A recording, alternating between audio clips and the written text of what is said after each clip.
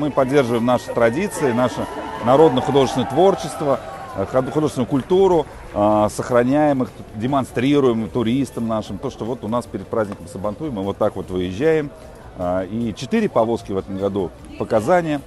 Мы идем от Кремля, и вот практически каждый ресторан, каждая организация вручает какой-то свой подарок, который в дальнейшем, конечно же, послезавтра будет вручен уже батырам и победителям Сабантуя.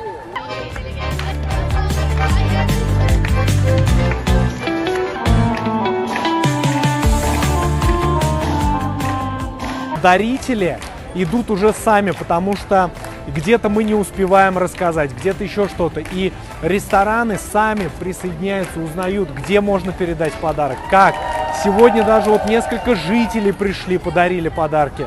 Это, я не знаю, что может быть лучше.